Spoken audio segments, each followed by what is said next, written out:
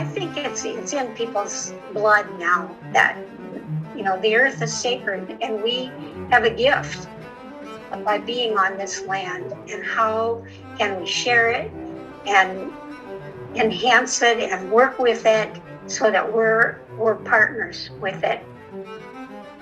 What is it to be church in this land of the tri-states? And what is our feel for the land, and what is our feel for the people in the land? When you think about the land, it's the source of everything.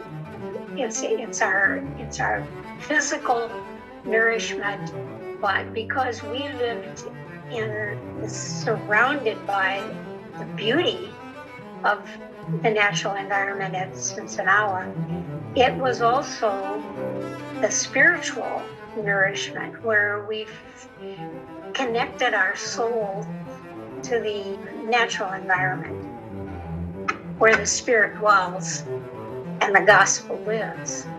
That's kind of the byline. And the spirit that we're reflecting there is the spirit of the holy, the mystery, the God within, the God without, the God around.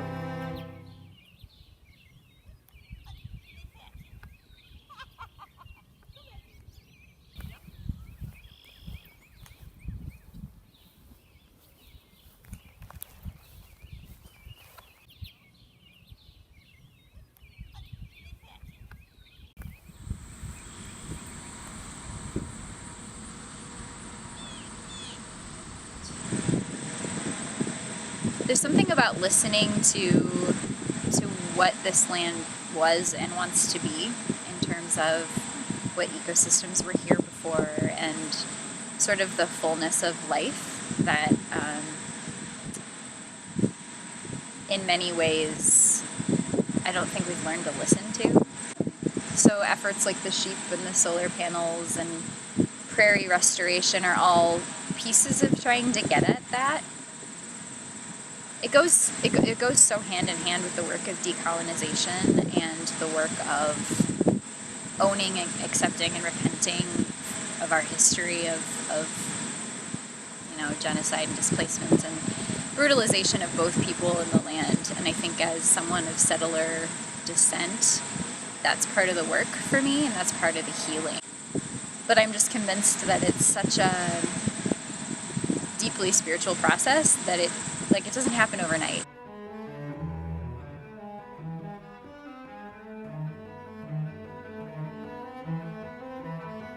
There's a strong agricultural history here too. And ever since the Sinsinawa community was founded, farming was part of life here. And at the beginning that was just part of surviving on the frontier. But I think reclaiming that agricultural history as part of our story and continuing to try to do it in a way that's appropriate for our modern context and is sustainable and forward-looking definitely is part of what we're trying to do to respect the spirit of the land. We are not farming it because as the original sisters who were here, they needed to farm it in order to have food. We're farming it now to get food also, but most of our food comes from, other sources at this point. It's more complicated. We're learning slowly how better to use the earth.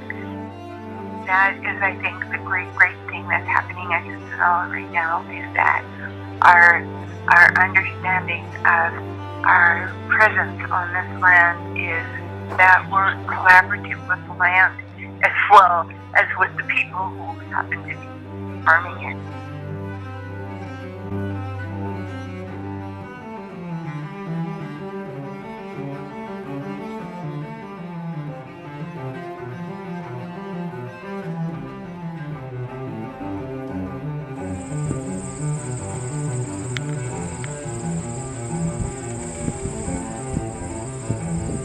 The Dominican Mission has always been centered around seeking truth and right relationship. And so it's not hard to see how, especially in this time of pretty great ecological crisis, responding to the needs of the land is one facet of seeking right relationship. So trying to repair some of the historical damage or disregard for the land, and realizing that that goes hand in hand with our mission of right relationship with people.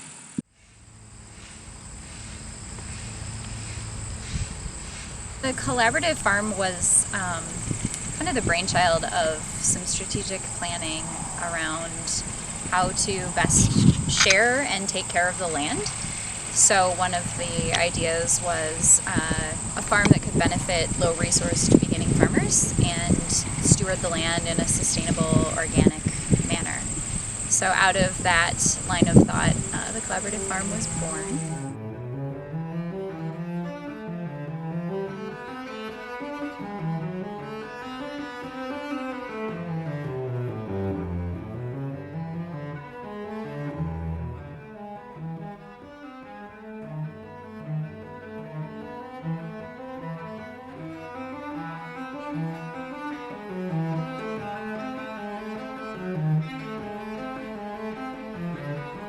There's something about participating in a farming community right here on the same land, learning from each other, supporting each other even in the little ways, that shapes what this is and stands in pretty stark contrast to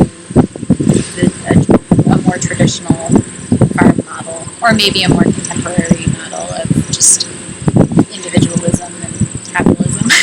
So in small ways, I think we're trying to offer an alternative to that. As we learn and practice sustainable agriculture, we can walk with others on that journey and be a place of teaching and learning together that's also really connected with the Dominican Mission and history and legacy of preaching and teaching. So it's kind of that meeting of the needs of the land with who we are as Dominican Sisters and what we can offer.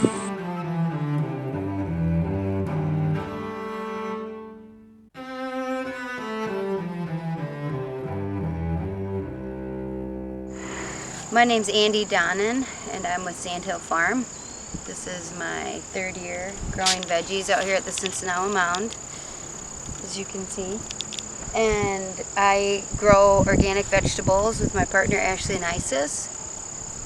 I'm from the Dubuque area, and Ashley's from Menominee. She was like the garden manager, collaborative farm mentor for that first year, for their pilot year. And then we came on in the second year, which is always good. Work out kinks as you go.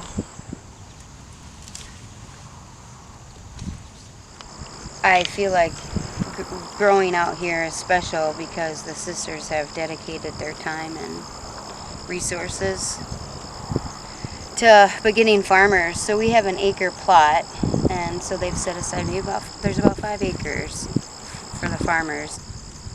Energetically, I feel good knowing that it's organic land that's surrounding most of us out here, and that it isn't conventional, or that it isn't like subdivisions.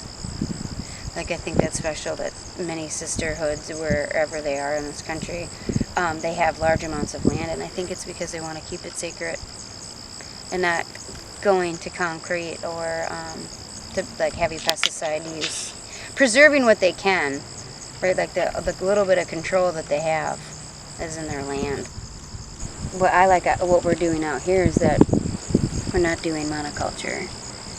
Very much the opposite. In fact, we've probably grown over 30, 40 different things out here.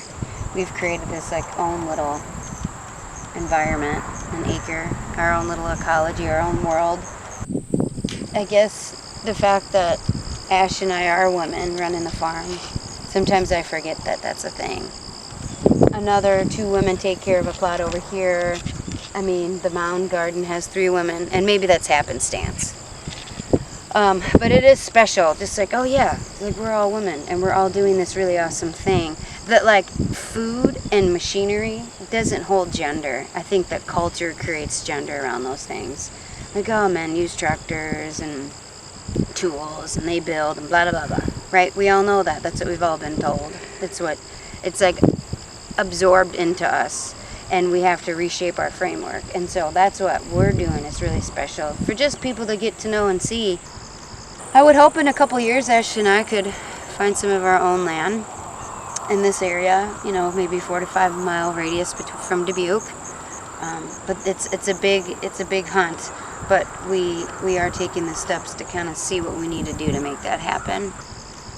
I feel good about what Ash and I are doing because it is part of the circle of what we believe is like a healthy life, mentally and physically.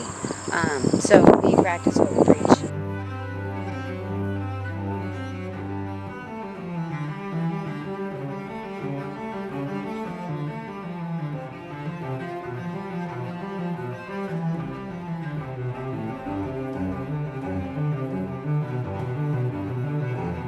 We definitely have been called at this point to restore the land, to use it and to help others understand how sacred it is and how generous it is and how beautiful it is. It itself is the sacrament of creation.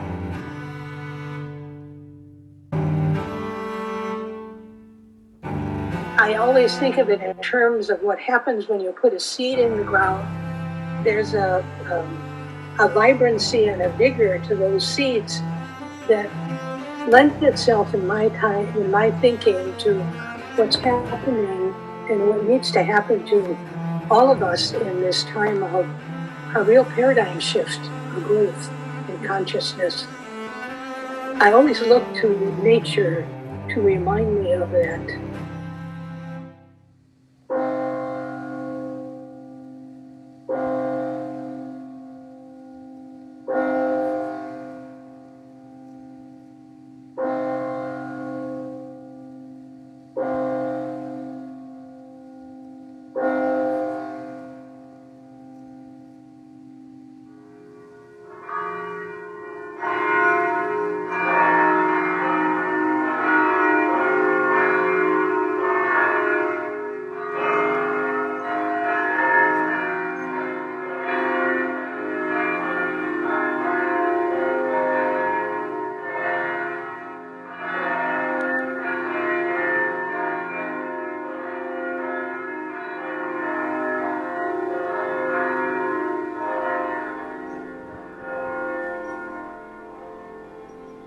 Under this is, for me, a sense of all of the relationships that help to make a place green rather than a place that has no life.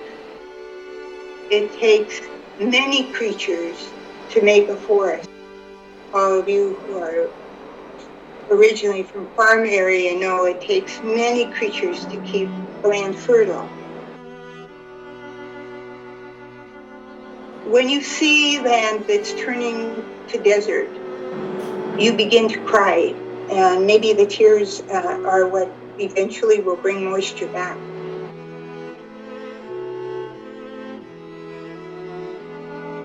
It provides a very deep justice question for me about relationship and who owns the land and who gets to forest it or plant it or mine it without consideration of all relationships. It seems like we have so far to go as a human community, the beloved community learning how to love.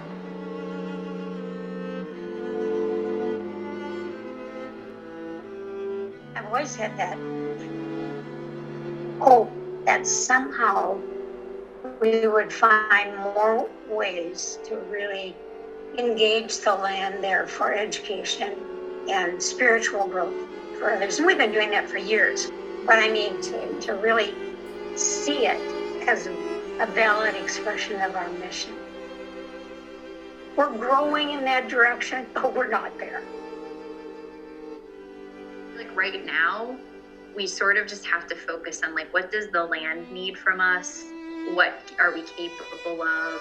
And build from there. Like, I think we have to get right with the land and begin to look at what that asks of us next and what that asks of us next.